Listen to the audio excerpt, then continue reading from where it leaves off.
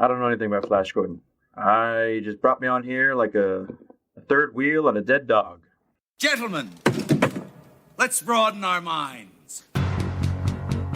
Would you mind identifying what you are? We are the dreamers of dreams.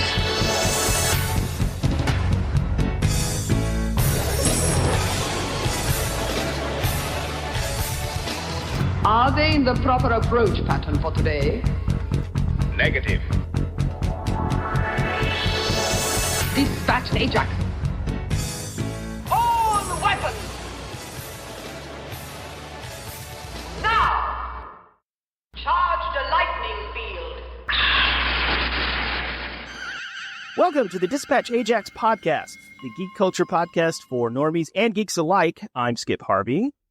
I'm Jake Nelson. There you go. And we'd like to introduce you to our new show where we explore the good, the bad, and the ugly in geek culture. For our first episode, we wanted to explore something near and dear to our double hearts, the pop culture phenomenon that is more important than you think. But before we get to why it's so important to us, we'd like to give you some background on Flash Gordon, the first of many Queen references today.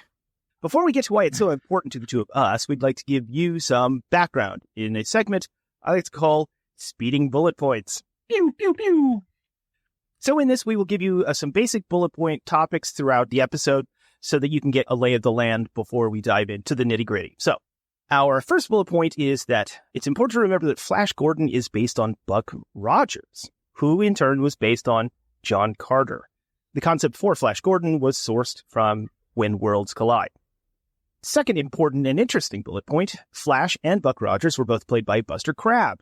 Flash Gordon was featured in 3 serial films starring Buster Crabbe: Flash Gordon 1936, Flash Gordon's Trip to Mars in 1938, and Flash Gordon Conquers the Universe, which seems like a big deal, and he starred as Buck Rogers in 1939. Get your Flash to Mars. I had an inkling about where that was going. Our third bullet point is Flash has been portrayed in comic strip form, comic books, novels, magazines, radio, live action and animated television, and live action and animated movies. Pornography, never forget. That's true. That is fair. Pornography as well. The unsung market influencer in all of pop culture. Unsung but never unhung. There you go. Our fourth bullet point, which is arguably the most important, Flash and Flash Gordon are 2 different characters. What? Yes, believe it or not. You have our tacit permission to punch anyone in the face who mixes those up. You are legally absolved of any wrongdoing by our decree. I mean, I'll absolve you to punch anybody anytime, really. Well, yes, that did get us banned from a lot of comic book shops. The most recognizable Flash project is, in all likelihood, the 1980 Dino De Laurentiis live-action film starring Sam Jones, Max von Sydow, Timothy Dalton, Brian Blessed, and so very much more. Though the most famous part of the film is probably the epic soundtrack composed by none other than Queen itself. Was that yeah, there you go. That's where you drop it. We'll just get some sound stuff in here. Yeah. Well, so this film is the inspiration for not just the name of our show, but a cornerstone of Jake and I's shared geekdom, but we'll get into that in a bit. Like we mentioned, the Flash character wasn't the first of this archetype, or even the second or the third. So here's some background. Now, with each of these topics, we will probably tackle the heart of the subject, what makes it what it is to not only people that love it, but the pop culture zeitgeist in general. And to do that, you have to find the trope. You have to dig down and find out what the trope is that rings true to so many people. So here's a little bit of background so we can dig into the trope of Flash Gordon. Trope ahoy! This is the worst Captain Crunch commercial of all time. So I do love those Flash Gordon cereals. I wish. I mean, we had Batman cereal. We had Ninja Turtle cereal. Why did we not have Flash Gordon cereal? Ninja Turtle cereal is my favorite of all time. I still make it from time to time myself. Oh, they still make that? No, they don't make it. I make my own. See, essentially, you just get, a bag of dried marshmallows. That's not cereal. You don't tell me. It damn well is cereal. But you get a bag of dried marshmallows and a box of rice checks, and you just put them together and eat the living out of it. No, you're using a really optimistic recipe there. Here's the recipe. You get a bag of dried marshmallows and a box of Meow Mix, and then add milk, then tell me I'm wrong. Especially with Lucky Charms, because it even looks like Meow Mix. Well, yeah, that's where you don't go with, like, Lucky Charms. Lucky Charms is garbage cereal. It's the same damn cereal, just like... It is not the same thing. Oh, whatever. Just like Captain Crunch was the same thing as Batman cereal, just shaped differently and didn't have razors in it. If I didn't want to eat razors, I wouldn't put it in my mouth. You could say that about a lot of things in your life, though. Yeah. Thank you, Dan. I'd ask you to stay out of my personal affairs. So, to understand Flash Gordon, we have to go back to understanding Buck Rogers. Now, Buck Rogers is a science fiction character created by Philip Francis Nolan in the novella Armageddon 2419 AD, first published in the August 1928 issue of the pulp magazine Amazing Stories. In it, sometime after World War I, nearly all the European powers joined forces against the United States for some reason. Well, I mean, you saw how things turn out. I mean, there's a reason for that. Yeah, it's not like they're all complicit in like the neoliberal colonialist Holocaust that permeated the Cold War for decades. It's not like Britain and France were complicit in any of that. No, Everything's fine. That's what my history book says. I would definitely trust that. That's what's back of my Captain Crunch box says, so who am I to believe? The decoder ring said everything's A-okay. So in this scenario, even though the U.S. won the war, both sides were devastated. Seizing on the opportunity, the, quote, Russian Soviets joined forces with the Mongolians. I'm not making it up. It's a term that they used interchangeably with what they called the Hans. Not the Han, which is, of course, the majority cultural group in China, but they were referred to plural as the Hans, not Hans Zarkov. Not Hans Gruber. So, like, just a solo Han? Is that what you're saying? No, that's pronounced Han. My old buddy Han. This term was used interchangeably to perpetuate the yellow peril anti-Asian racism that was all the rage at the time, and they used this in the story to take over Europe. Not the term, but just going to war. The letter people are manning guns. Everybody get the peas! All those H-bombs.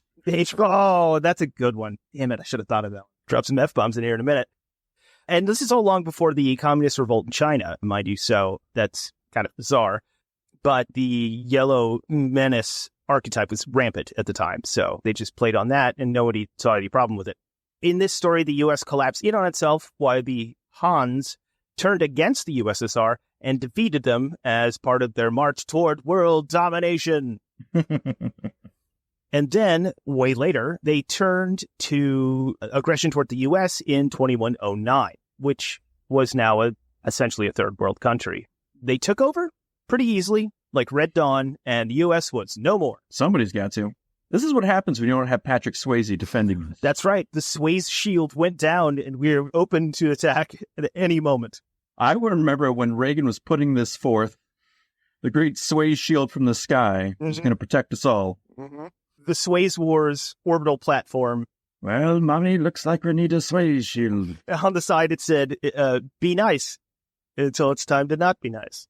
And dance like no one's watching. So here is where the trope comes in. In this story, Anthony Buck Rogers was a veteran of World War I, now working for the American Radioactive Gas Corporation, because back then, evil energy companies didn't bother with clever marketing and were just openly evil. This was all before Enron. So he was scouting out, I guess, radioactive gas in a cave in Pennsylvania where he, found some. This knocked him unconscious and put him in suspended animation for nearly 500 years, which is, I'm pretty sure, how fracking works. Frack that. Fracking toasters. So Buck wakes up in 2419 without food or water, and I'm sure not emaciated at all in any way. Skin glowing. Self-care routine immaculate. He disapproves of the current affairs in world politics and helps mount an insurgency against the Hans, which I really wish was just a combination of Hans Zarkov and Hans Gruber from Die Hard. Or maybe it was just a Han with a Z. It was like Techno Han. Oh, like they're Eurotrash? Yeah. Eurotrash Hans. They're all wearing pleather pants and then mesh shirts. And sick glasses with slits in them. Yeah, smoking American cigarettes. I think it's time for you to die, Mr. Buck Rogers. And he's like, what? Because the entire time there's house music blasting, thumping in the background. What? I said it's time for you to die.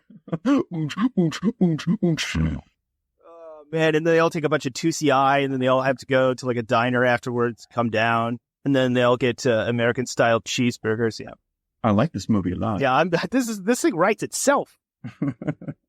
So if you really dig down, the actual trope here is that the all-American do-gooder is taken to a different time or place or both to champion American values to the sad heathens who have either forgotten or never experienced cheeseburgers and imperialism, which is my favorite Jimmy Buffett song.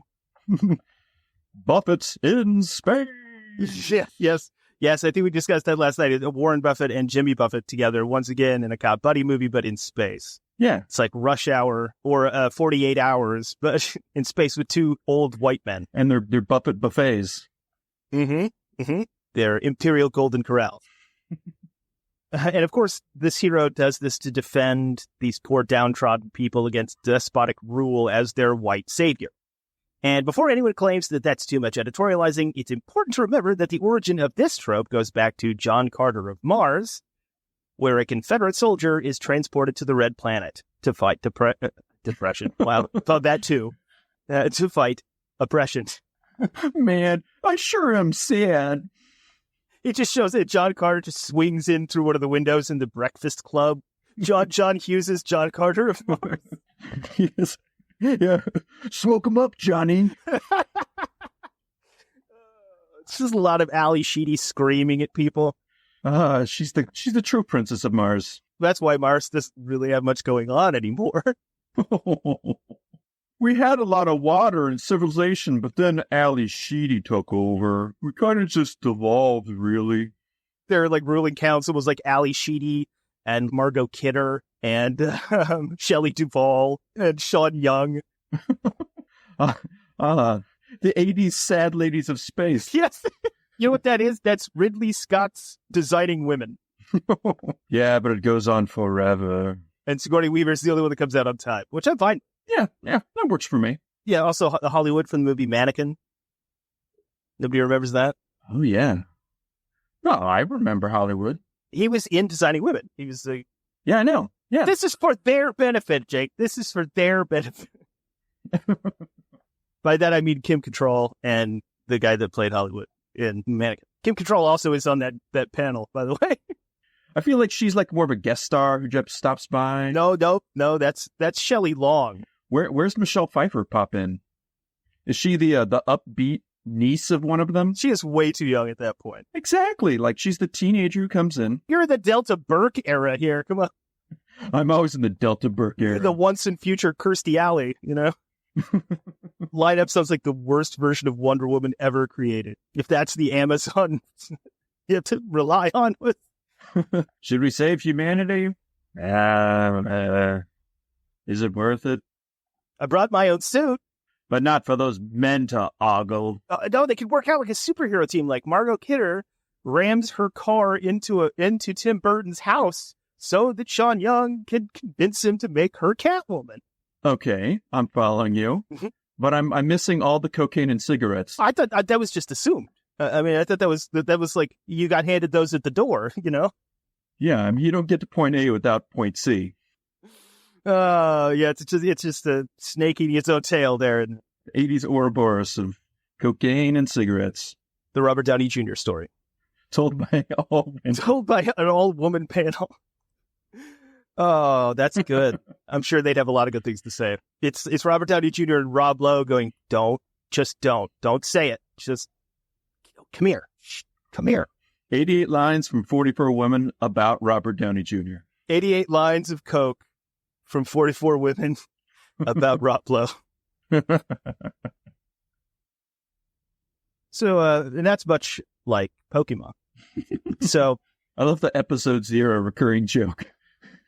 Yeah, and no one will get it because we'll never actually do the Pokemon episode, so it'll be very funny. Yeah. So Buck Rogers had been a big hit, and At this point, the comic strip was published by the Dill Syndicate, right? Dille. Maybe it's dilly, like dilly bars? Oh, it could be. We should look up the pronouncer for that someday. Should we actually look at... yeah. That would take effort. Yeah, it would take years. We won't go to space with that type of effort. That's the spirit that beat the Japanese. Continue. Rival publisher King Features Syndicate wanted to cash in. They tried to create a comic strip out of ye old John Carter, but they couldn't get the rights from the family of Edgar Rice Burroughs. So they turned to Alex Raymond, one of their staff artists, to create the story. So he combined the aforementioned trope with a plot taken from 1933 sci-fi novel When Worlds Collide. In it, an approaching planet threatens the Earth, and an athletic hero, plus a female companion love interest, and a half-mad scientist traveling to said planet by rocket. It's the oldest story. That's what happened with Moses. That's how our forefathers did it. It was good enough for them, and it's good enough for you. Now, in Flash Gordon, so our hero is Yale's most handsome Aryan polo player, so we hate him already, and his companions were Dale Arden and Dr. Hans Zarkov. Formerly at NASA. Mm-hmm.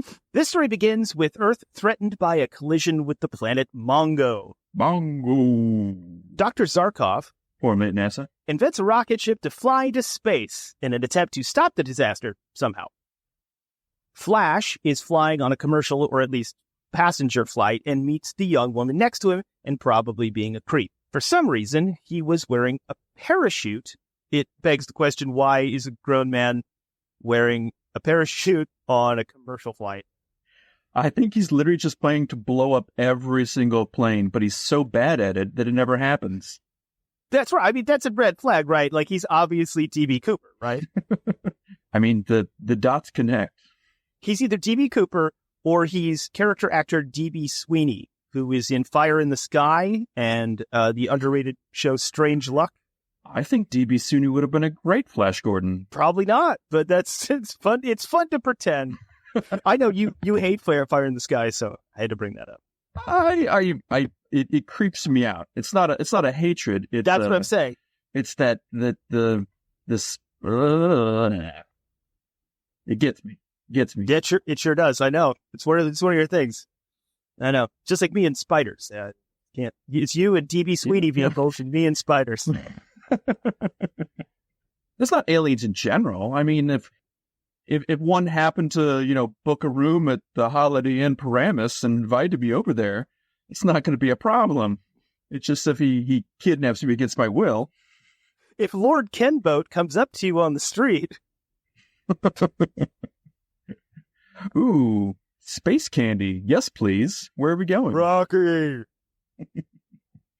Okay, so when the plane is hit by a meteor, Flash gathers Dale in his strong arms and rescues her. They land in the yard of Dr. Hans Zarkov, Formerly of NASA, who thinks Flash and Dale are there to steal all his great ideas. Obviously. I kind of imagine that if this were today, Zarkov would be like a QAnon guy, unhinged, doesn't think things through, thinks he's an expert of something he clearly knows nothing about, and his grasp on science is suspect. He kind of checks a lot of the boxes. This would have been his godsend, literally a dim-witted, blonde, tall guy who thinks he has all the power and right to do anything in the world, just lands into his lap and says, let's go save the world. Literally. And he's from New York. So in that vein, much like a QAnon mother who has lost custody of her children and hired a crazy grifter for a lawyer, he kidnaps Flash and Dale and throws them into the rocket, which seems like a solid plan. Yeah, it is. Landing on the planet Mongo and somehow avoiding the collision mysteriously, they flee a couple of dinosaurs. They run afoul of Mongo's evil ruler and obligatory racial stereotype, Ming the Merciless, who throws Flash into his arena to fight against giant Beastman. Beastman just want friend. Why fight Beastman? Didn't do much after Masters of the Universe, I admit, so... Me just want job and friend. I don't know about you, but this scenario happens to be all the time. Just a normal Thursday for Skip. Yep, Beastman Thursdays at your local Wingstop. I tried to invite myself over, and he never lets me. Got my hands full of Beastmen. At least recorded for posterity. There's a lot going on. There's hair and knives everywhere. Is there like a hairy OnlyFans? Yes, I guarantee it. Voltan. Ooh, wow. Flash Gordon. Dive takes on a completely different term there. Yeah, it takes on a whole new meaning, doesn't it? Yeah, it does. Really gets you. To each his own. That's not shaming. No. It's not shaming. No, at by all means. It's just not something you hear all the time. Okay, so in this scenario, Flash Gordon, of course, wins. He bests the Beastmen and is immediately sentenced to death. Fortunately, the Princess Aura, daughter of Ming, likes Flash's doggy style and helps him escape. Flash returns the favor by rescuing her from monsters. In the ensuing melee, there are hilarious mix-ups, a slide whistle, yakety sax plays, and then we all learn a little bit about sharing. So the premise here gets tweaked in almost every iteration, but the fundamentals are more or less the same the whole way through. It's turtles all the way down. And throughout the years, Flash Gordon and his universe would be expanded to include a diverse, if cliche, cast of characters. Prince Baron is an exiled ruler of Mongo, banished from his rightful place by Ming. Not at all Lord of the Rings. His fierce opposition to Ming's rule is tempered by his growing obsession for Ming's daughter, Princess Aura. You mean Lord of the Mings? Lord of the Mings. There it is. Why did no one ever make this movie? Ming thinks. Ming thinks she doth protest too much. Just like how Flash Gordon was an inspiration for Skywalker, which we'll address later, Baron was also one of the inspirations for Han Solo, or as it's pronounced in the Dino De Laurentiis 1980 movie, Bewin. Then you have King Voltan, who rules the Hawkmen on Mongo, the Hawkmen who did literally aesthetically inspire Hawkman in DC Comics. He also just rules. No, Voltan does rule. Voltan kicks ass. I think he kicks ass and he takes ass. Then there will be Queen Azura, who first appears in the Flash Gordon comic strip in The Witch Queen of Mongo as the leader of the blue-clad Magic Man. Now, it's strange here that she's not Ming's queen, but she is her. But I guess since he's emperor and she's queen, somehow that's like a subset of the weird royal hierarchy on Mongo. Yeah, I mean, there's plenty of other royalty. You just have emperor above everybody. Yeah, but she was evil and worked with Ming. So you figure, like, let's just make this official, you know? Well, Ming saw her Blue Man group and decided, this isn't the marrying time. Then you have Prince Thune, who's the leader of the Lion Men on Mongo. Thune actually turns out to be the first character that Flash meets when he lands on Mongo, while they're in mid-attack on Ming's palace. Flash and Thune battle, then realize that both of their mother's name is Martha. They become fast friends, and Thune helps Flash save Dale from the palace. And to tie this together with the grand theory of everything in this era of science fiction, Prince Thune's first words in the comic strip are, upon seeing Flash Gordon, "By the great god Teo, a mere youth, and white." That's how you know he's good. Yep, that the crowd rejoices. The white savior is here. The crowd rejoices with no rhythm or style. Funny enough, in the De Laurentiis movie, Prince Thune is played by the same actor who plays Captain Katanga in Raiders of the Lost Ark. Really? Yeah, he's killed right at the beginning. Yeah, the Death to Ming bit, right? Mm-hmm, yeah. Just keep that in your back pocket. I'll just submerge that in my back pocket and it'll pop up later. And then I have some interesting background. I don't want to get too far into it, but I do have some interesting background about some of the other artists who did Flash Gordon over the years, because you'd be surprised at some of the stuff that they did afterwards. One of the most well-regarded artists of Flash Gordon during the both comic strip and comic book days was a guy named Al Williamson, who was actually inspired to become an artist when he encountered Flash Gordon in his youth. He worked for a variety of comic companies through his career, including Atlas EC, before it was DC, Harvey, and Warren Publishing. He then assisted with the Alex Raymond-created Rip Kirby newspaper strip, and in the 1960s, he drew a very well-received version of Flash Gordon himself for King Features, for which he won a National Cartoonist Society Award for Best Comic Book. In the 1980s, He began a long collaboration with Marvel by illustrating a comic based on Star Wars The Empire Strikes Back. You remember that one? I've heard of that movie. Well, no, the comic, because the hilariously, remember, they didn't have rights to Star Wars, and so they were just making up stuff based on vague recollections people had of the movies. It's like those foreign movie posters in Africa, and they're just like, yeah, we'll just, sure, there's severed heads floating around. Yeah, that sounds right. That sounds right. Or it's like, well, Marvel did the same thing with 2001: A Space Odyssey with Jack Kirby. They were just like, well, we can't tell you what's really in it. So there's a thing, and there's a guy, and a robot, and they're in space. Go. And he's like, easy weekend, folks, and then cranks out amazing comics. Sadly, though, Al Williams did not like the adaptation of the 1980 Flash Gordon movie, which, once again, we'll get to more into later, because he was given the comic book adaptation of the movie, which was an adaptation of his work from earlier. And he really didn't like Sam Jones. He didn't like Dale. He thought it was disrespectful to the spirit of the stories and the characters. And he was irritated because of the last minute changes that happened in the movie, which I'm sure you're going to let us in on here in a bit. He also worked on a short-lived Star Wars newspaper strip, which I didn't know existed. And while he did draw more comics for Marvel, including more Star Wars and Flash Gordon books, he decided doing both penciling and inking was a little too stressful, which I totally buy that. And he eventually just became a dedicated inker. One of his most famous inking projects being Spider-Man 2099, which is one of my all-time favorite Marvel comics. Really? I didn't know that. Oh, I love that book. It's not great. If you go back, it's not great. But I really liked the whole 2099 vision, like they were willing to try something different. I mean, X-Men 2099 sucked. Ravage, I don't know what that garbage was. The Doom 2099 was written by Warren Ellis. Mm-hmm. I thought Spider-Man 2099 was like one of the coolest Spider-Man adaptations of all time. I still think he's a cool character. I have a Miguel O'Hara action figure around here somewhere, creeping around. I should stop letting that thing out at night.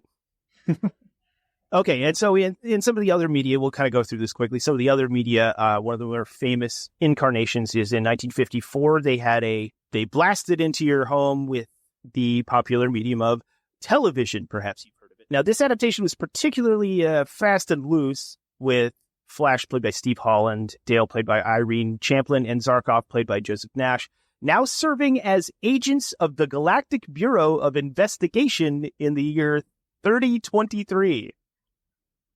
So remember last night when you were like, why don't they have a Flash Gordon James Bond, like when I was peeing? They did. Oh, you heard that. I forgot I said that. Yes, I listened to it this morning. Yes. So they did. It was in 1954. Yeah, which sounds completely bonkers. But the new setup kind of allowed them to, expand what kind of stories they told and not just retell the origin story over and over again, because apparently no one can write original thought. It basically became Torchwood, which may or may not be a good thing. And funny enough, one of the weirdest quirks about the show, the entire series was filmed in the original first part of the series was filmed in West Germany and was very, very popular in the U.S., with 39 episodes running in syndication through 54 and 55. Now, although the three leads were American, filming in West Germany meant that everyone on the planet spoke with a German accent. So it's kind of like Doctor Who, where you're like always surprised that everyone in space has a British accent. It's basically that. And despite the general, conservatism of the Cold War era, the series was heralded as strangely progressive, as it was the first time that Dale Arden was portrayed as a scientist and adventurer in her own right, rather than the damsel in distress she'd previously been, which is pretty cool. Yeah. And in this show, the story begins with Flash seeking a new friend in Warsaw, which is being systematically annihilated by Hitler's bombs. So this one directly goes into the Nazi thing, which nowadays is just a bailout when you don't have anything to write about. But this one's interesting because Flash has never dealt with this before. So he takes a plane where he meets Dale, who's trying to get an interview with Dr. Hans Zarkov. Formerly of NASA. Formerly of Operation Paperclip. So the plane is caught up in a violent thunderstorm, which becomes a devastating meteor shower, of course, again, knocking one of the plane's engines out. Flash and Dale bail out, but a meteor takes out their parachute this time, setting them free falling. And this time, instead of just gliding gently into Hans Zarkov's lap, A mysterious blue energy beam seizes them out of the air and gently guides them to the ground. And then they have to scramble for shelter, but they bump into Zarkov, who rushes them into his rocket for shelter, not this time kidnapping them, but helping them escape. And this is where it kind of ties in with the 80s movie. This is the first time where he claims that the meteor was no accident, but an attack by Mongo. You're nuts. Oh, wait, isn't that guy, so his assistant in that, isn't that the other from Raiders? Okay, that's right. Yes. Top men. Men. Okay, so we're on the same page there. Okay, good. Is that also Porkins from Star Wars? Oh, it might be, actually. Is that the same guy? William Hootkins? Yeah, it's William Hootkins. Man, what a strangely... Star Wars, Raiders of the Lost Ark, Batman, Flash Gordon. Oh, he's Eckhart, right? Why don't you broadcast it? Well, you've been spending your nights. Yes. He's Eckhart, right? Yes, That's who plays in Batman? Oh, why did we not put this together earlier? Like, we talk about these characters all the time. That's just the magic of this movie. Oh, that's good. Yeah. To get even more obscure into this, in 1967, there was a low-budget Turkish adaptation of Flash Gordon called Flash Gordon's Battle in Space, which is probably the best place to have it. You can find that free online, very rarely with subtitles, but you can find it on archive.org. And it's a hoot, trust me. He's got weird, like... William Hootkins? Nipple dials. What are nipple dials? Commando Cody had them. You just got to watch and find out, my friend. A lot of tweaking going on. So I love that Randy Travis one of the more song. interesting adaptations of Flash Gordon was an animated series produced from 1979 to 1980. It was referred to as simply Flash Gordon, but it spawned an animated movie called The Greatest Adventure of All, which is ironic considering Max von Sydow, who plays Emperor Ming, later on is in The Greatest Story Ever Told. So make of that what you will. I vote Space Jesus. So Superman. Doesn't Superman win every fight? No, wait, no, that's Space Moses. Yeah. No, Batman wins every fight. Oh, touche.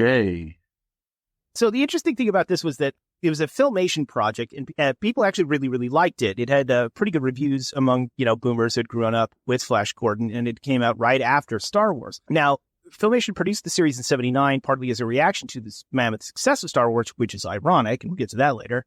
But the series itself was an homage to the original Flash Gordon and featured most of the original characters, including, of course, Dale and Han Zarkov. Oh, You blew it. You just blew it. Formerly of NASA. So the original concept was that it was to be produced as an animated TV movie. But when NBC saw the finished work, it was decided they wanted to take the concept to series because it was relatively well done, apparently. Now, the original movie, which introduced, all of our classic characters, for some reason, was held back from release until 1982, when it was aired as Flash Gordon, The Greatest Adventure of All. Therefore, the series would have been a little jarring because Flash and everyone else would have already been kicking ass on Mongo from the jump with no explanation of who they were or what was going on. And that ran for 2 seasons. It's not that complicated. Well, no, but it's weird because, so it came out in 79 and ran till 80, and the pilot didn't come out until 82. It's classic NBC. It's like the time when Law and Order was canceled for a mid-season replacement of one of its own spin-offs. Peacock don't care. I mean, that's vintage NBC. Just cannibalizing itself. This one was well received. The series was a bit dull, and a lot of people didn't like it, mostly because they didn't have there was no origin for it. So when the second season was ordered, NBC insisted that the serial format be dropped and the stories be written for a more juvenile crowd. And it resulted in the addition of a pet dragon called Gremlin, which I'm sure is just Lockheed, And then the second season did not at all fare well, was canceled. So, and then, in between then you had the De Laurentiis production.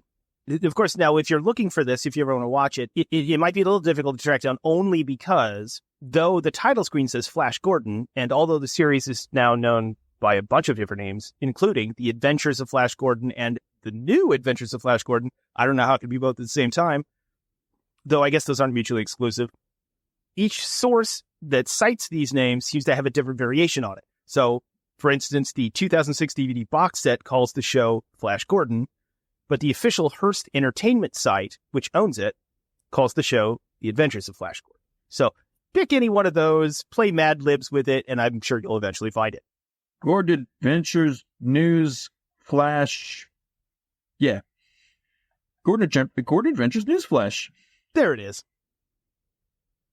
Now, I'm going to skip over. So the next chronologically is, of course, our favorite part, the 1980 film. So, but since that is going to be your section to kick off, I'm going to skip ahead of that. We'll come back to that because, of course, that's our favorite part. And I'm going to talk about some of the other, very briefly, I'm going to discuss some of the other really weird incarnations of Flash Gordon up till present. Later on, there was an admittedly more ambitious project called Defenders of Earth. No. I don't know if you ever watched this, but I saw it. It was kind of awesome.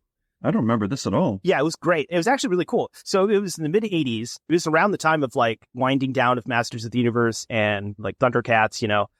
So in it, it was completely different than everything else because it included other characters from the King Feature Syndicate, including the Phantom and Mandrake the Magician. And so it was them, and then Flash has a son named Rick, and the Phantom has a daughter, and Mandrake has an adopted son. And then like Mandrake's bodyguard, Lothar, and Lothar's son. Quite the crew. And, you know, it's a lot of generational stuff, yeah.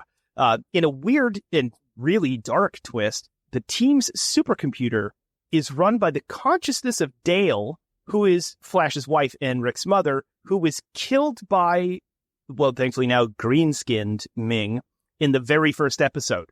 Weird. So she's murdered. And then they transfer her consciousness into their bat computer, essentially. And then they go out and they try and fight like aliens. And yeah, it's bizarre. But it's really interesting because they tried something really, really different. And like they kind of bring up that the Phantom has been around for a long, long time. And that, you know, Mandrake the Magician's been around for a very long time. I appreciate that one because it at least was ambitious. It was different. They tried something else. Oh, but here's the weirdest part. So it's got kind of a weirdly, annoyingly addictive, catchy theme song. Yeah. The music and theme were created by Rob Welsh and Tony Pastor with lyrics written by Stan Lee. Defenders of the Earth. Defenders. Out of the sky, his rockets ignite. Jets into battle, flying faster than light. Flash Gordon. Lord of the jungle, the hero who stalks. The beasts call him brother, the goes to war. Phantom. Defenders of the Earth. Defenders. That right there is the reason to check it out. Let's see, Flash, Who did I steal these lyrics from, huh? Who cares? He's dead in the ground. Come on, Jack, help me out. Steve, you got any ideas? Nah, you don't want your name on this. This is just for me. Nah, it's a personal project. This is a vanity project. But aren't all of your projects vanity projects, Stan? Get back in your hole. Oh, I guess I'll just make the X-Men. You got 12 issues to write by sundown. So, and so then after that, so well, the funny thing is about Defenders of Earth is that it was essentially, oh, what was that show with, All Stars? What was that show that had? Are you talking with Michael Bo Jordan? Jackson? Yes, Bo Jackson and Wayne Gretzky and Michael Jordan. That's what Defenders of Earth was. Yes. Yeah. Yeah, but with way cooler characters. Yeah, but just with less, and less hockey. Right. Well, strangely, just as many hockey bucks. Mandrake was a huge hockey fan. I just like there's like something going on, and then Mandrake's in front of the space TV. He's like, shut up. The cup's on. No, you go do it yourselves. You don't need magic this time.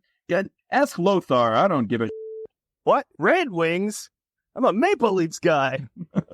And then he magics them to lose in the playoffs. So in 1996, there was another attempt at a Flash Gordon show, which crashed and burned spectacularly because in it, Flash and Dale were 90s teens who rode hoverboards. Yeah. That's it.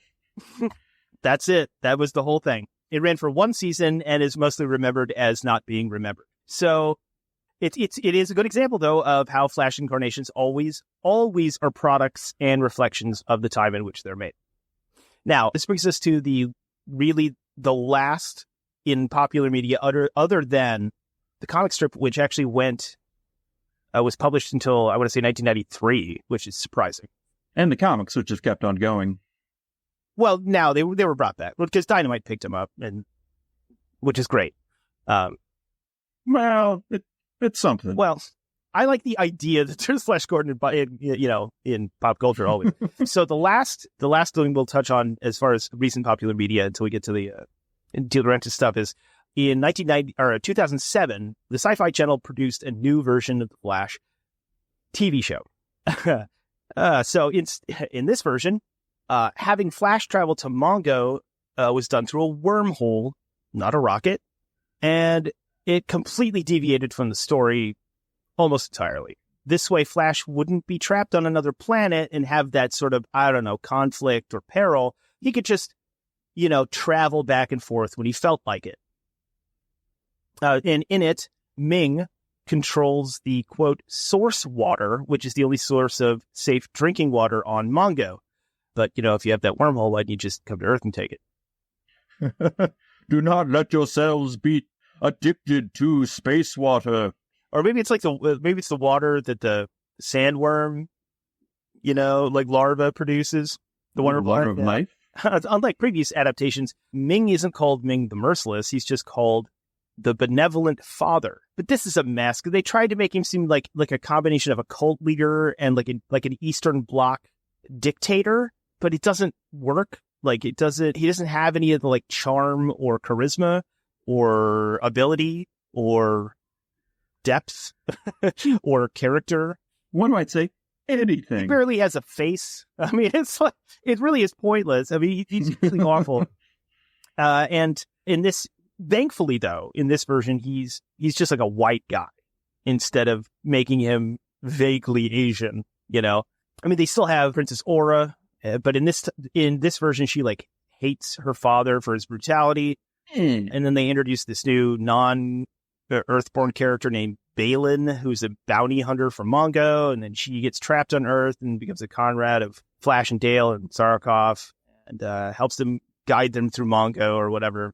And so then this is really, really mess up here, is the different races of Mongo live in what they call cantons, which are tribal groups that echo these human animal hybrids of the original strips, but they change everybody's names and everybody's powers and everything that they are, including there's one called the Verdin, which is Prince Baron's forest-dwelling people, the Arborean people, the Turin, which are the Lion Men, the Dactyls, which are the Hawkmen. That's terrible. It sure is. The Omadrians, who are powerful women mages or apothecaries, and then the Friggans, who live in the frozen wasteland. And those are kind of in the comic strips later, and they never really get to them in a lot of some of the modern tellings of Flash. So at least there's that. Because Phrygia, they mention in the 80 movie. Then there are the Tritons who live beneath the ocean. Shocker. And then the Magic Men, the blue Magic Men, do show up as the Zern for some reason. Then there's another group called the Deviates, who are mutants who drank the non-safe water. So they drank Fiji water and everyone else drank, Dasani or whatever. And then of course they were mutated into these horrible, monstrosities or whatever. And then no one cared. And so I'd like to read some reviews from this. It's good. Yeah. So the show lasted one season, and I don't know anyone who got through every episode. In fact, a lot of reviewers said at this point reviewers were the only ones watching it by the end. So here's some. I only watched the first few episodes. I don't think I even got through the first episode, honestly. I hated it, right off the bat. Well, you were deservedly hated it. Well, especially since they used Queen's Flash theme it's covered for all the promotional stuff and then never once appeared in the show, ever, at all. And it stole the actual DC Comics Flash logo for the logo. Yeah. The O in Gordon is the circle with the lightning bolt through it. It's like, come on, man. Like, you're not even trying at this point. Well, yeah, you saw it. They weren't trying. They didn't care. No, they weren't. The main guy is spun off from Smallville, completely forgettable actor from Smallville. Yeah, so a side character that no one gave a shit about. I think it was Kristen Croyk's boyfriend. Isn't that right? I think so. I mean, it was Lana's boyfriend. I'm pretty sure. I think he went off to the army so they could write him out. They went off to army. I'm off to army, gonna fight me some people. These are my trophies from army. I love that it's now called Flash Gordon, a modern space opera. That's how it's labeled on IMDb. What, the TV show? Yes. It's neither of those things. You can kind of argue that it's none of those things. Well, especially since, and I have to go back to see if I can find the original articles that I read that had talked about this. But when Sci-Fi Channel was first talking about doing this, they're doing their preliminary promotional stuff. They said that they were going to make this show no matter what, whether it was going to be Buck Rogers or Flash Gordon. It just depended on which rights they got first, which right there says we care. Yeah. We're making it. I don't care what it is. I don't care who it is. Flip a coin. Who cares? Kids will eat it up. I mean, that's been the history of those characters in general, though, right? I mean, that's kind of part and parcel for how these characters have been treated throughout time. I mean, it's truly pulp characters. Yeah, I mean, they're reactionary to each other. And we haven't even mentioned Adam Strange. But anyway, here's some reviews for the glorious Flash Gordon TV show. Yeah, no, I was wondering where this is going. New York Post gave the show 0 stars. What? Yep. Describing it as, quote, an amateurish exercise in stupidity and disgrace to the name of the enduring comic strip character turned movie and TV space hero. That sounds like that's a positive review. Mm-hmm. He had a good time with it. Is it possible to be worse than 0? Well, less than 0. We're down here with Robert Downey Jr. Can we get into negative territory? The Chicago Tribune said, quote, this is a cheap-looking, uninspired remake that aspires to be a B-movie and most often flounders in the attempt. USA Today said, badly written, badly cast, and done on the cheap in the Canadian woods. Tremendous. Flash is the kind of fantasy toss-off that gives sci-fi and sci-fi in capital letters a bad name. Maybe the only way you enjoyed it if you were getting tossed off in the Canadian woods. Oh, we've all been there. Oh, I haven't. Okay, this one's from a UK science fiction magazine called TV Zone. And this is specifically for episode 13. It says, quote, the series continues to improve, and you start to see the meaning of the producer's madness. They must have hoped they could lull passing viewers into watching sci-fi with pedestrian mainstream plots before building up a world of Dune-like complexity, which might even have worked if the early episodes hadn't been so dire that no one but reviewers were still watching. Well, at least they put forth an effort. They tried to find a gem in the midst of the pile of. That right there was the most glowing review I saw for it. Yeah. So now we're going to tackle the oft-mentioned 1980 Dino De Laurentiis produced movie, which is probably the most familiar incarnation for most of you out there. Okay, go! Do you want more boring elements of Flash Gordon? Well, that's what I'm here for. So, old Johnny O'Mars may have begun it, and Buck taken the reins. But it was Flash Gordon who far surpassed Bucky Boy and fermented a classical hero model with space operatic themes, which then bled into the very fabric of pop culture. From Superman to Corsair and the Starjammers comics subsumed his archetype. But it probably most took root in the two stars, Trek, Kirk for certain plays right off of Old Flash. And the Great Wolves. Star Wars truly, to the nth metal degree, as Lucas desperately desired to make a Flash Gordon film. He had approached King Features, the owner of Flash Gordon's rights, to inquire about making his own film in the early 70s. He was quickly gutted when he was denied due to lack of funds, and due to the great Federico Fellini, a lifelong Gordon fan, who was contemplating making his own beloved hero into a film. Lucas decided to just make his own version, which would spawn the greatest media franchise of all time, debatably. At this point, I'd like to take a little side journey, a little detour, if you will, and provide a brief expose on the immense and numerous stolen, homage elements that Lucas used from his beloved icon. So even from the opening beginning, the iconic title crawl with its text vanishing to a point on the horizon, and even ending in its quixotic 4-point ellipses, this is the exact same style as the opening text of each chapter of Flash Gordon Conquers the Universe series.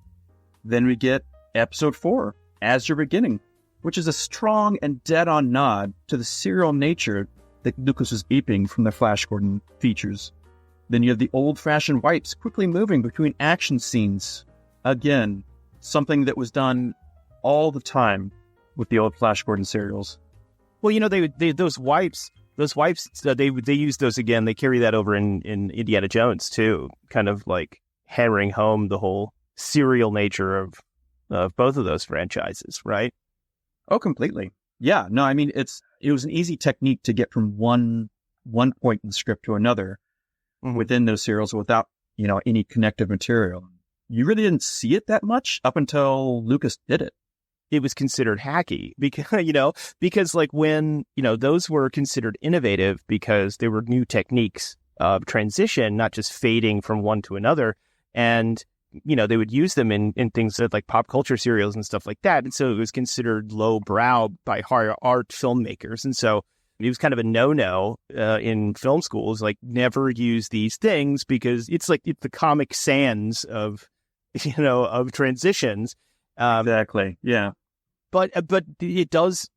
It's cheap, easy, effective. Mm-hmm. Yeah. But they are kind of like, if you're not used to it, they are jarring. If you remember growing up with those, like the Republic serials and all that, then it's just kind of like a warm blanket, and you don't think twice about it.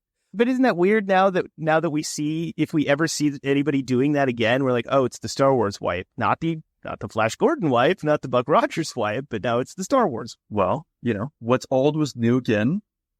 Star Wars, firmly supplanted Flash Gordon in every way, shape, and form. So it took all of those things and made them their own. That's true. And maybe for the better, but maybe not, because it still doesn't use any of the actual tropes of Flash Gordon other than some of the superficial ones, but like the actual, the character archetype isn't the same at all. And you and I've talked about that before. It's not, no, he's not. He's a different trope, but in the same setting. He is, but he's also, they take Flash Gordon, they kind of split him into parts. Mm-hmm. And part is Luke, and part is Han, and that's fair. So on and so forth. His weird fetish side is Chewie. That's your hairy OnlyFans right there. Dive right into that pup. So the original screenplay name of Star Wars, it would be an apt Flash Gordon title any day. The Adventures of Star Killer. In fact, early draft of Star Wars cover bore a panel of Raymond's comic strip, an image of Flash and Ming, swords drawn, an almost identical scene to Obi-Wan's final duel with Darth Vader. Then we can get into some of the elements of the actual plot. Infiltrating the Emperor's fortress by two heroes disguised in soldiers' uniforms is drawn directly from Flash Gordon Conquers the Universe, with Luke and Han filling the roles of Flash and Prince Baron, respectively. The Emperor's deadly, hostile planet, the Death Star, just like the Mongo, a sometimes scantily clad brunette princess whom the hero defends and is related to Princess Leia and Princess Aro. Yes, and it's really a big, strong, hairy, animal-like ally in Chewbacca. Well, that's Prince Thun of the Lion Men, whom I despise. You do have that weird thing about lion men. I hate them. Did lion men kill your parents? Mr. Lion Man asked me to play the secret Lion Man closet game, and I don't feel comfortable with it. But it was only 7 minutes. It's fine. That was 7 minutes of hell. Pure hairy hell. Speaking of Lion Men, the Flash Gordon book, The Lion Men of Mongo, includes a strangely C-3PO-like 5-foot-tall metal man of dusky copper color who is a trained servant and speaks polite phrases.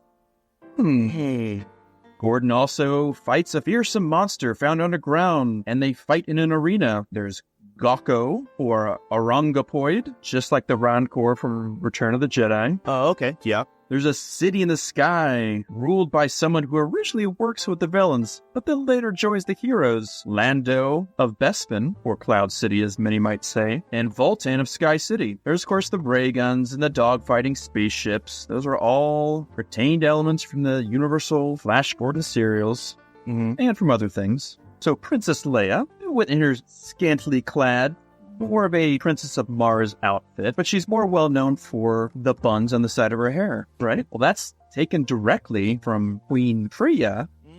Far off. No, you're right. Yeah, I think I remember seeing that. Yeah. But really, for Lucas, as we talked about before, he was pulling things from everything, you know, whether it was from samurai films, which, I don't know if you know this, but they're called Jedi Ikeki. Believe it or not, I did not know that. No. You know, you have the Hidden Fortress, Yojimbo, Dursu Azala. You have Campbell's Hero with 1,000 Faces, Tolkien, John Carter of Mars, which actually had Bonthas, and flying Siths, which were bad things, along with Jedeks and Jadaras. Oh. He loved taking from Leone, John Ford, Casablanca, Lawrence of Arabia, Metropolis. Jodorowsky's Dune. Yeah, I mean, a lot of that was technical as well. But, I mean, just about every sci-fi franchise in the 80s took from Jodorowsky's Dune. Yeah, they just dissected that Bible thing that they created for the movie, and then... You had brilliance there.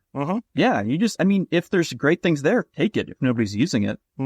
Which I understand. This isn't an attack on Lucas. I mean, we can attack him for many things. Oh, yeah. He happened to take all of these things that he loved, he put them all in a blender, mixed it up, and he made magic. Maybe only one time, but magic nonetheless. He took a gremlin, he put it in the blender. Somehow Star Wars came out of it. You see what I see? So, after the monumental success of Star Wars, the Italian-producing bigwig Dino De Laurentiis saw jagged lightning bolt dollars in his eyes. This was his time, and he was going to make it.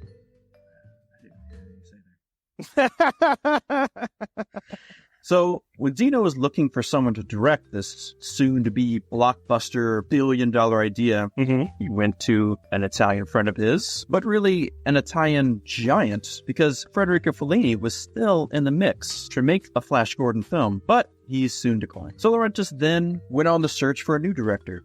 He brought in Nicholas Roeg, who had done Walkabout, The Man Who Fell to Earth, and Don't Look Now, and the Enter the Dragon scribe Michael Allen. They worked on it for a while, and Nick's version was going to be more comic book story for adults. In his version, Ming was a god. Flash and Dale were an Adam and an Eve, and Ming was an evil deity chasing them across the universe. Ming's ambition was to conquer the universe by destroying populated worlds, leaving no survivors except chosen females with whom he would populate their world in his image. Flash, or Adam's task, was in Dino's words, to save the world. That's Adam Strange, you're right. Yeah, that's exactly what Dino was talking about. But, as things so often do, they took a turn for the worse. As costs rose and tensions over the potential project grew, Dino became disillusioned with the pair. Roeg and Allen left, and Lorenzo Semple Jr., who had worked on The Batman Show, along with writing Papillon, The Parallax View, 3 Days of the Condor, and the 1976 King Kong, he was brought in to work on the screenplay. He had a new scribe brought in under the noses of both Roeg and Allen, and as they left, needed a new director. It wasn't like the Soul Kind with Superman, right? They should have just brought in Mario Puzo and got it over with. Oh, that's it. Telly Savalas plays Ming, and we'll go into that story later for people to know that reference. Telly Savalas was almost Lex Luthor in Mario Puzo's Superman. Who loves you, Superman? So with Rogue out and Leone, a spaghetti nightmare. The one place were you in when you wrote that line? Were you eating dinner? Strangely enough, I did just have Chef Boyardee right before then, so... I called it. This is important. This means something. It's a meatball nightmare in there. God, and then we all went to Devil's Tower. So with those guys out, Laurentiis search for a new director. That's dumb. So with those guys out, I don't ever... I'm sorry. That's what Leone said, too, on the way out the door. So he hired Joel Schumacher. And now Flash has Flash nipples. Richard Lester came on board, and they brought on Richard Pryor as Voltan, and we all lived happily ever after. So Dino needed a new man behind the camera, and he went for the more grounded and gritty Mike Hodges. Mike Hodges had just done Get Carter, and recently left Omen 2. But did he leave Omen 2 under suspicious circumstances, or you walk upset, or did you just finish it? Well, he almost finished, but then someone stepped on his balls and just ruined the whole thing. We're doing this for you! No, so apparently there was a problem on the set, and he just left sometime during the production or post-production of Omen 2. So he's not credited as the director, but he was the director. That's different than like a writer or an actor or a producer leaving mid-production. Like if you have a director leave mid-production, a la Zack Snyder, things can happen. Yep. Flash Gordon can happen. And thank God it did. And let's never, ever equate Flash Gordon with the Snyder Cut ever again. That was your fault. That wasn't mine. You're setting up the pins. I'm just knocking them down. Come on. So along with Hodges and Dino brought on Oscar-winning Danilo Donati for production design and costumes. And he seemed to be given a free rein to make whatever he liked. The production quickly became a hodgepodge, full of grand ambitions, short time frames, and language barriers. Unlike Hodgepodge? Indeed. Hodgepodge... Hodges rolled with the punches, saying, "Once I realized the film was way out of my control, I relaxed, and I made it up as I went along." Oh, yeah, I read that. He said something about how, like, freeing it was to not have to worry about the movie being good. Well, apparently, like, he was approaching like a normal director, you know, with a script, but the script was kind of being written and rewritten all the time. Hodges would have an idea, he'd throw it out to Dino. Dino would be, I'm not sure. And then he'd wait for Dino to come back and say, I have this great idea. Repeat Hodges' idea from the day before, and then they'd run with it. There's this, Italian-English language barrier, both with the producer and with production designer. Donati would just come up with things with costumes and sets, and he'd give them to Hodges, and Hodges was like, well, I guess I gotta put this in the film, and he would just make it happen. But it didn't matter what it was.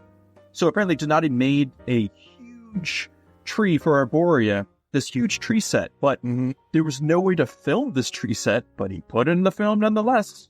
That explains the football scene then. Yeah, I mean, there are certain moments that we both love and kind of hate about this film that you totally see how they were just winging it on the set, and they just, let's go with this. I mean, Dale cheering and all of that was just made up on the set, just by her. Oh, wow. And there's like, well, let's just keep it going. Well, sometimes that works. Yeah, okay, I'm sorry. Go. Yeah. No. Well, I mean, we can get to that. So this certainly gave a freedom to the whole enterprise, which to both its credit and detriment can be seen on the screen. Whether that works or not is debatable, but it is definitely an abnormal method for movie making. Well, I mean, yeah, okay. Unless you're making a Will Ferrell movie, yeah, usually that doesn't work that way. But you know what it sounds like? It sounds like Hearts of Darkness, the Oh, yeah. making of Apocalypse Now, where it's like, oh, well, then Martin had another nervous breakdown in his underwear. I guess we better put that in there. Film it. Keep rolling. We're only 10 years over schedule, millions of dollars over budget. So Dino had finally gotten his director and his writer. Now it's time to get this cast in line. First up, Kurt Russell, who was approached to be Flash Gordon. Oh, yeah. But it's said that Kurt Russell absolutely rules, turned it down because Flash had no personality. Wow. True. I mean, look at the script. Look what he does. Oh, that's true. Yeah. I mean, It's kind of appropriate you get a guy like Sam Jones who's barely a person. That's Which we'll get to. Next up on the chopping block was old Arnold Schwarzenegger, considered for his athletic appeal, one might say, but he was quickly abandoned due to his unshakable accent. yeah, an accent which he has to this day, though he's been an American citizen for decades. Hey, sometimes it's baked in, baby. Apparently. William Catt was also considered, having appeared with Carrie and Big Wednesday recently, but his fate dwelled in a different super form as he became the star of the greatest American hero. And also House. Was he on House? No. The movie. House. Oh, yes. I was like, I don't remember him in the Hugh Laurie Doctor drama.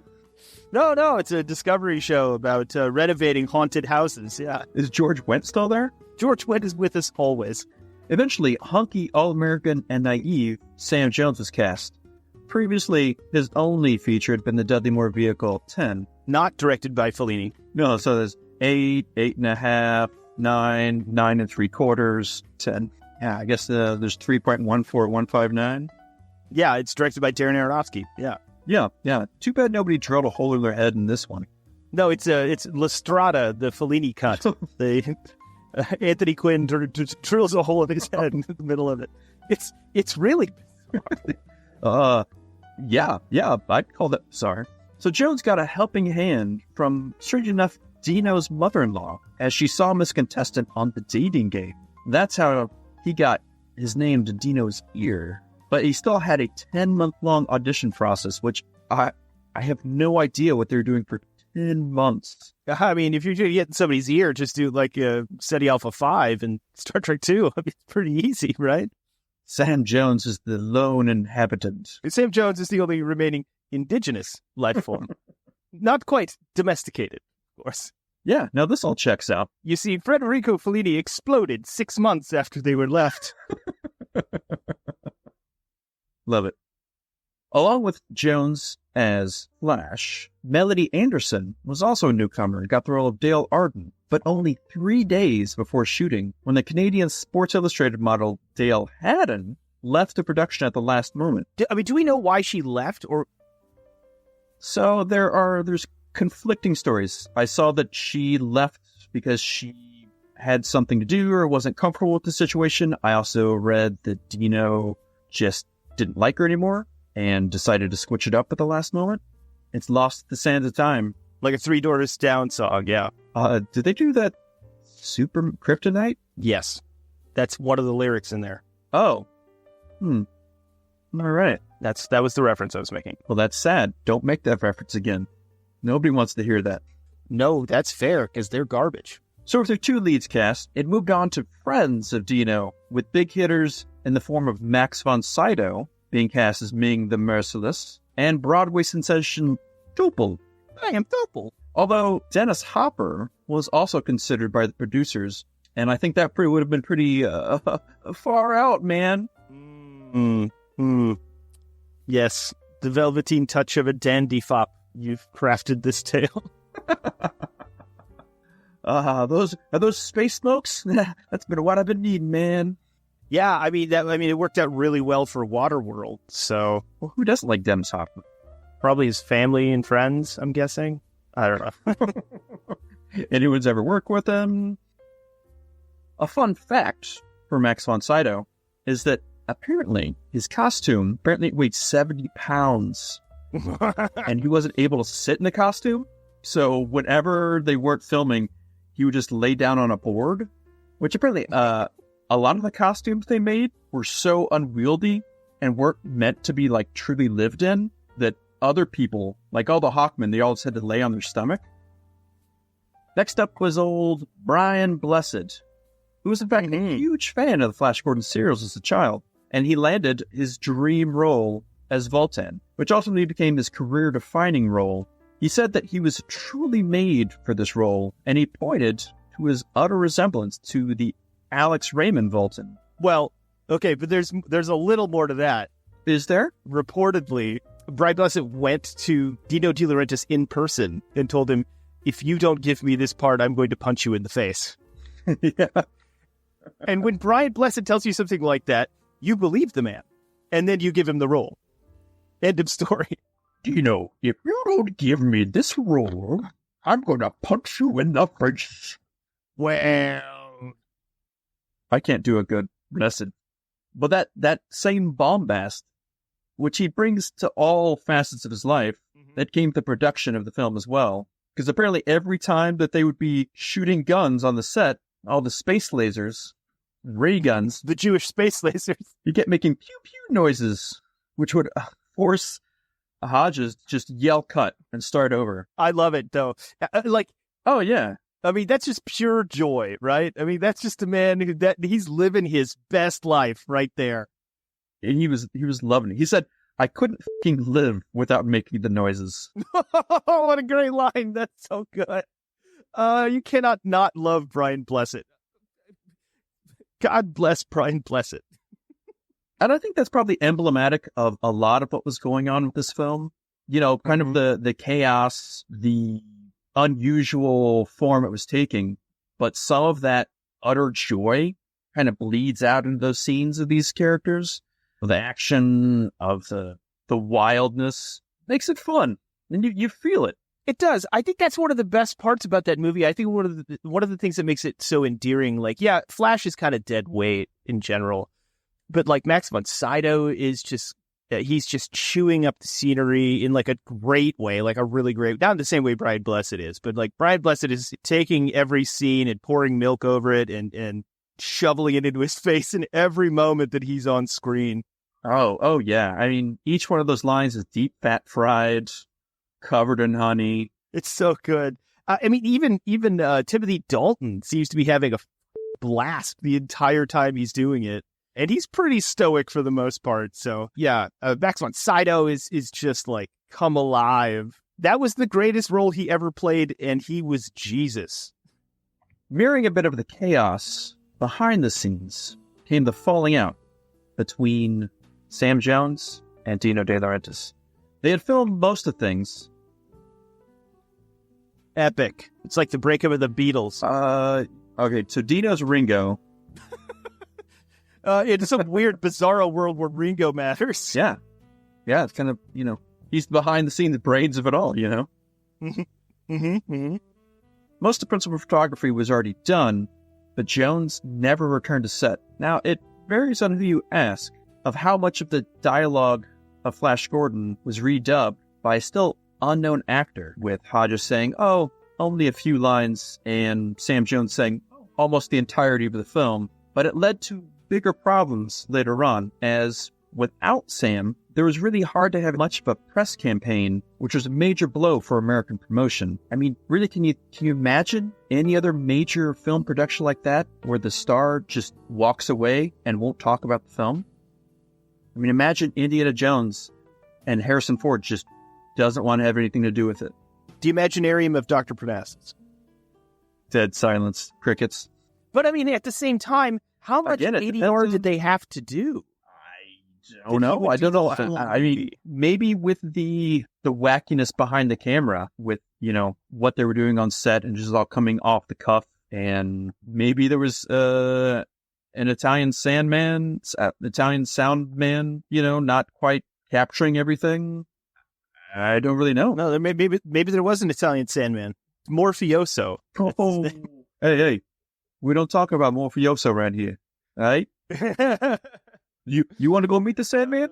I'm in here. I'll take you to the Italian Sandman. That's good. I mean, there is a distinct possibility that the guy that because I know the guy that did the voiceover stuff, yeah, he's always been unnamed and uncredited, but they do say in a lot of behind the scenes stuff that he was he was famous. Like, he did a lot of voiceover stuff. So it's obviously either Tom Kenny from Mr. Show and SpongeBob, or it's Mark Hamill, which would wow, that'd be ironic, right? There's a distinct possibility that the guy that they had to use to do the ADR just didn't sound like Sam Jones, and so they had to go back and just do everything so at least the voice sounded the same. You know what I mean? That's the only thing I could think of. Yeah. I mean, because how else would that really work? I mean, because if you got all the principal photography, no other movie ever has to just, unless it is a Sergio Leone, nobody else has to go in and dub over all the voices.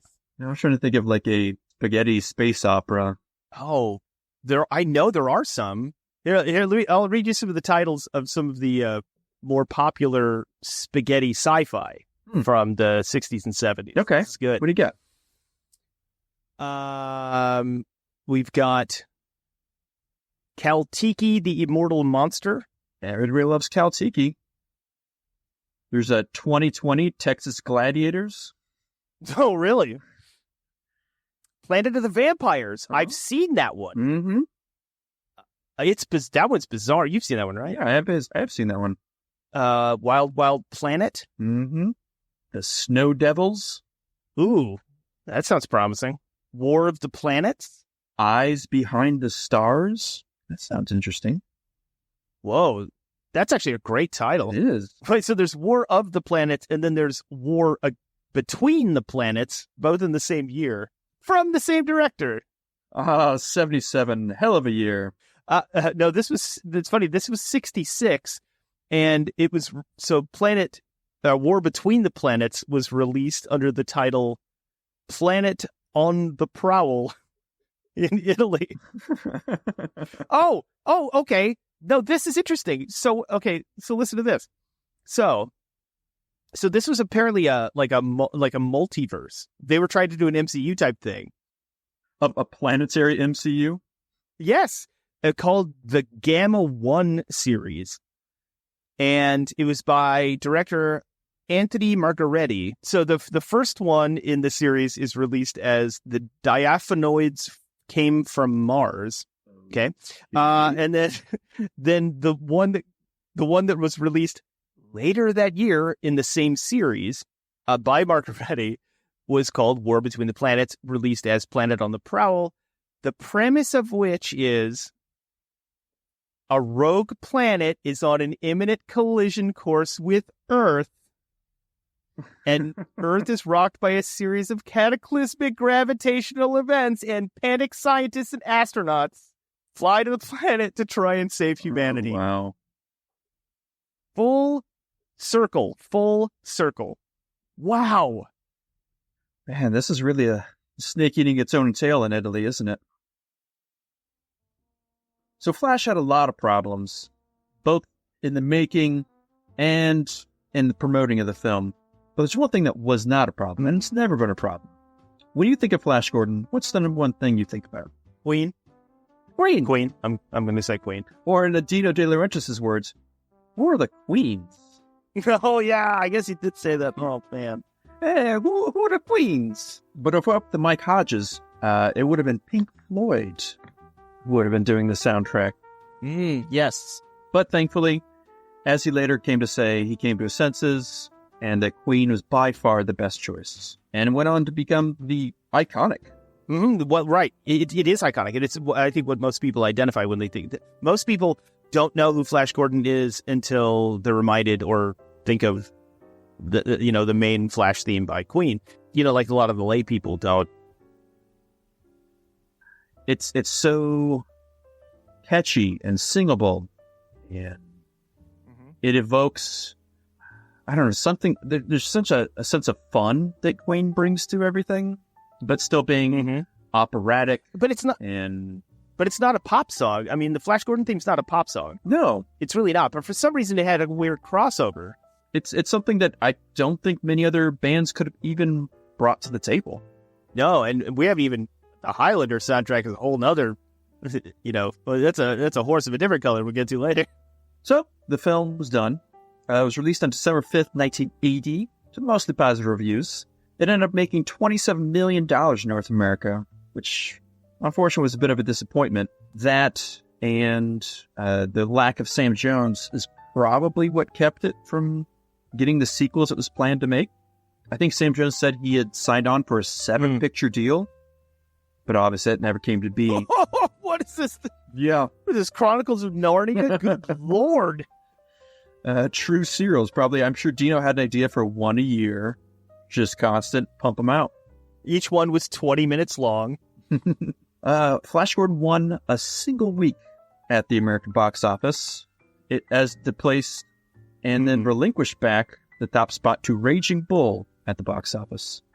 Oh, wow. That's not exactly a blockbuster. No, but at least it was something classic. The film did... Yeah, but that's more like an indie film, you know what I mean? Yeah, but I mean, it was still well, I don't know. I wasn't really cognizant at the time, so... no, I wasn't alive at all at the time. So I definitely wasn't cognizant. Nelson's alive? So the film did do poorly in America, but I think probably being helped by Queen and Dino De Laurentiis, it did pretty well in Europe. It even outgrossed Raiders of the Lost Ark for that year in the United Kingdom. In fact, wow. I just wanted a little factoid that Flash Gordon is the most popular film with the Queen and is consistently shown with her grandchildren over the holidays. Queen of England? Yeah. Queen Elizabeth II. Love That's the most Flash amazing Gordon. fact I've ever heard. I did not know that. What? That's crazy. That's amazing. I know. I'd never heard that. That is amazing. I totally want to hang out with her now. That's cool. Yeah, but you still kind of want to punch her. Yeah, the whole colonialism thing. But anyway, keep going. Yeah. The film suffered from the charge of camp and being too humorous by fans of the strip and sci-fi fans in general, who would have liked a more realistic and dramatic approach. There was that sense that it needed to be comic-y and tongue-in-cheek, that both Simple thought kind of got out of control. Dino seemed to want comic-y, but also didn't realize why the crew would be laughing at the rushes each day at the end of filming. So in the end, this is a weirdly talented crew with widely disparate goals and a lack of communication and a free willingness on set that I think created a flawed but forever likable camp vision. The hectic chaos, I think, both led to its downfall, but also its resurgence. For that wild galactic spirit mixed with the ridiculous tropiness and surrounded by the talented designers and actors delivered something special to be loved, for its flaws as much for its flourishes. It's fitting and says a lot that Flash's jumping, yeah, to close out the film was like everything else on it, out of the blue and improvised, but an enduring ideal of what Flash Gordon is and forever will be. And thank you, everyone, for coming to Jake's TED Talk. But that's the reason we chose that name for our podcast, because it's not Star Wars, it's not Star Trek. I think it was something that you and I bonded over. You could say Dispatch Ajax, crowd of people. And it wasn't, may the force be with you. It's that little thing, that little wink and nudge. That just you and I... There's those three guys in the back. There's those three guys in the back who are like, it is. Oh, yeah, you get it. And that's what geek culture really is.